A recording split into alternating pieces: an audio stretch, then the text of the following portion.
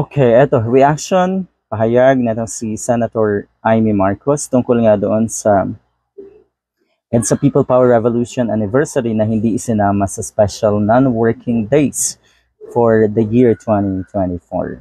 Siguro na may babalik yan. Okay, pabayaan na natin. Alam naman ng buong mundo. Alam na rin at nasa kaisipan pa rin yan na nakararaming kababayan natin na etong EDSA ay kasaysayan. Etong EDSA ay dapat gunitain at dapat manatili sa alaala ng mga kababayan natin. Alright. Sabi ni Marcos, hindi ko sigurado kung absolute exclusion, ibig sabihin forever na hindi na magiging holiday.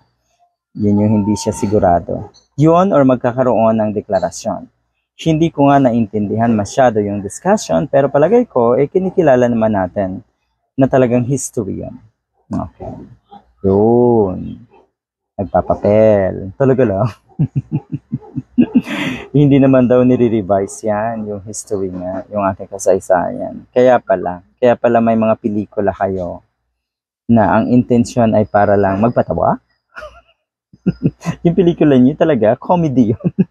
Di ba hindi? Hindi, alam natin kung ano yung intensyon.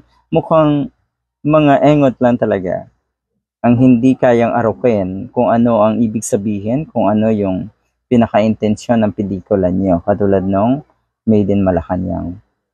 Ang liwanag naman ng kasaysayan. Alright, so maliwanag ang kasaysayan, yun nga.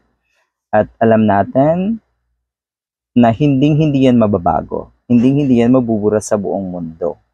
Nakaukit na yan eh.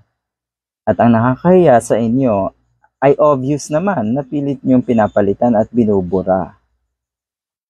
Nako, hindi yan mangyayari. Napakalabo po.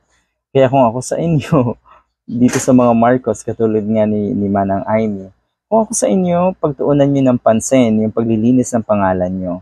Pero wag nyo dungisan yung iba. Dahil hindi talaga kayo magtatagumpay sa paglilinis ng pangalan nyo habang sinasabay nyo naman na dungisan ang pangalan ng iba. Good luck.